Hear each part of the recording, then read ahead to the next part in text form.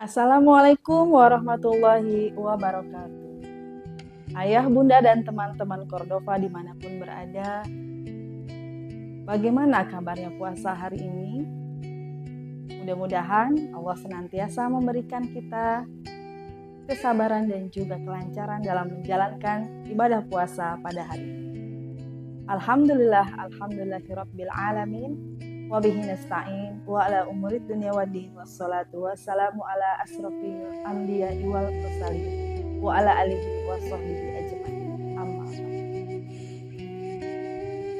Pada hari ini izinkan Ustazah menceritakan sedikit keteladanan tentang Nabi kita, Nabi Ismail alaihi salam. Setiap 10 Zulhijjah, umat Islam merayakan hari raya Idul Adha dan melaksanakan perintah kurban dari Allah Subhanahu wa Ta'ala. Hari besar itu sangat identik dengan kisah kurban di mana Nabi Ismail alaihi salam dikurbankan oleh ayahnya Nabi Ibrahim alaihi salam atas perintah Allah Subhanahu wa Ta'ala. Kisah ketakwaan dan kesabaran mereka berdua saat menerima perintah tersebut tertuang dalam Al-Quran surat As-Saffat ayat 100 sampai 111. Peristiwa itulah yang memunculkan perintah berkurban bagi seluruh umat Islam.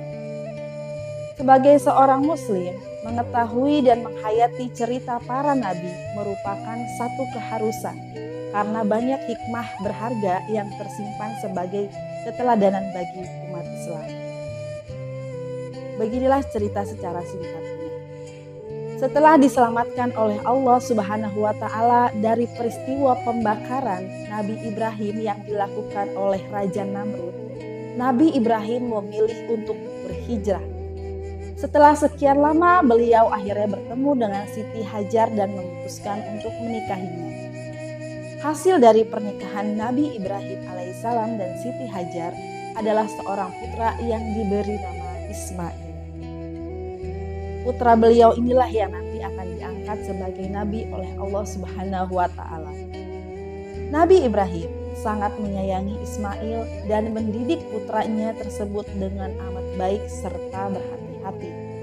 Kecintaannya sangat besar. Ismail tumbuh dengan akhlak dan perilaku yang sangat baik sebagai seorang muslim yang taat dan anak yang berbakti kepada kedua orang tuanya. Namun, ujian yang sangat berat mendera beliau ketika Ismail masih berusia belia. Nabi Ibrahim mengalami mimpi yang mengejutkan, yakni menyembelih putra satu-satunya, Ismail. Mimpi mengorbankan Nabi Ismail datang secara terus-menerus sebanyak 3 kali. Nabi Ibrahim merasakan apakah mimpi yang dia peroleh itu benar atau tidak. Beliau pun terus meminta petunjuk kepada Allah agar tidak salah dalam menafsirkan mimpi tersebut. Pada hari ketiga, akhirnya Nabi Ibrahim menyadari bahwa mimpi tersebut datang dari Allah Subhanahu wa Ta'ala. Perintah kurban tersebut disampaikan oleh Allah melalui mimpi dan dikisahkan dalam Quran surat As-Saffat ayat 102. Pada saat itu Ismail berusia di antara 7 hingga 13 tahun berdasarkan pendapat para ulama yang berbeda. Setelah 3 hari berturut-turut mendapat mimpi di mana beliau menyembelih anaknya, Nabi Ibrahim memberitahu putranya. Beliau menceritakan hal yang terjadi di dalam mimpi, kemudian mendengarkan pendapat Ismail dengan sejujur-jujurnya. Jika ketaatan Ismail rendah, pasti perintah kurban tersebut akan langsung ditolaknya karena merasa tidak masuk akal.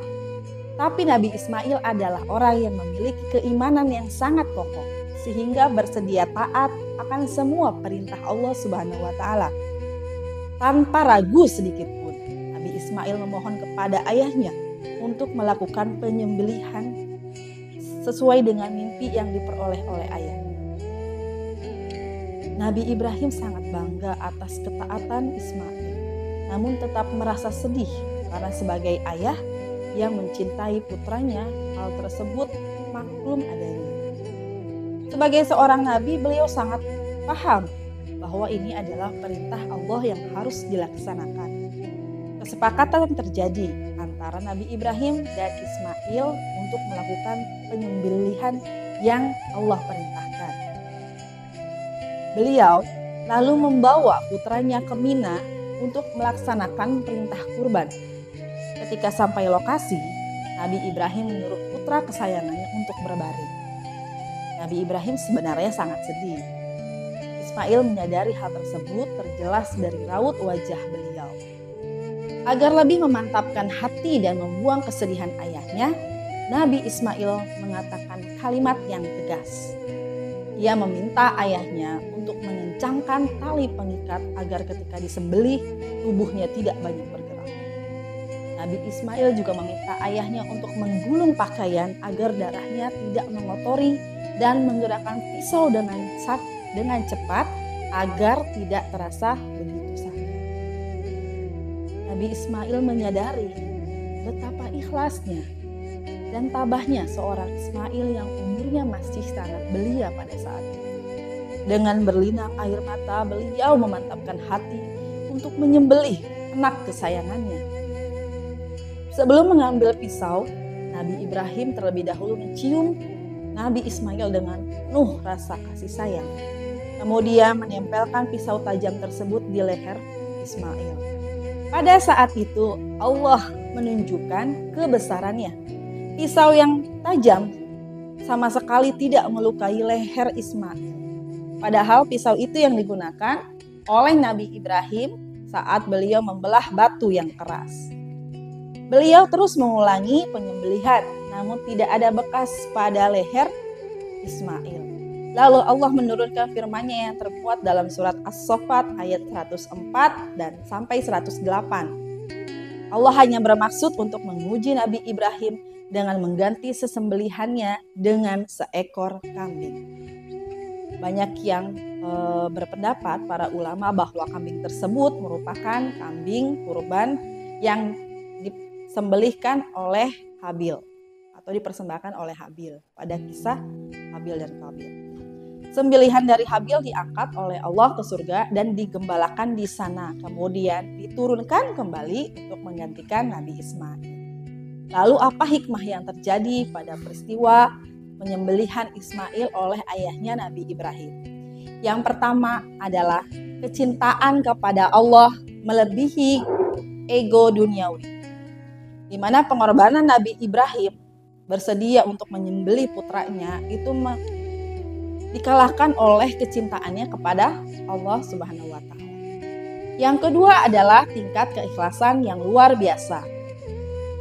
Hikmah dari kurban Nabi Ibrahim ini adalah keikhlasan di mana beliau tidak ragu terhadap perintah Allah Subhanahu wa Ta'ala.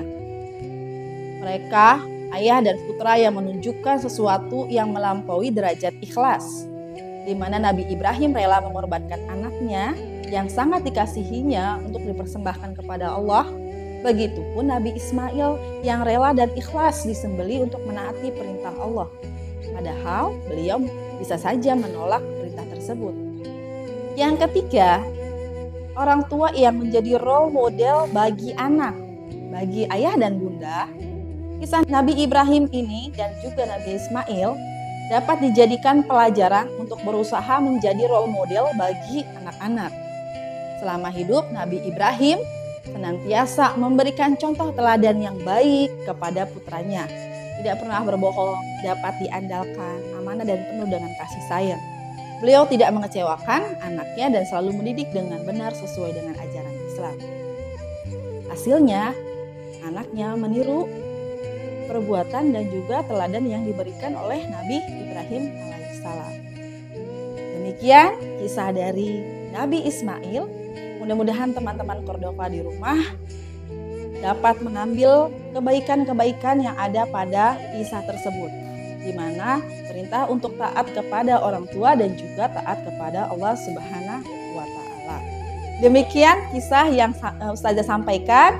Mudah-mudahan diterima dengan baik dan mohon maaf bila ada kata-kata yang salah. Selamat menjalankan ibadah puasa, selamat menantikan azan maghrib berkumandang. Mudah-mudahan Allah memberikan kelancaran kepada kita dalam menjalani ibadah-ibadah di bulan Ramadan yang mulia ini. Wabillahi taufiq wal hidayah. Wassalamualaikum warahmatullahi wabarakatuh.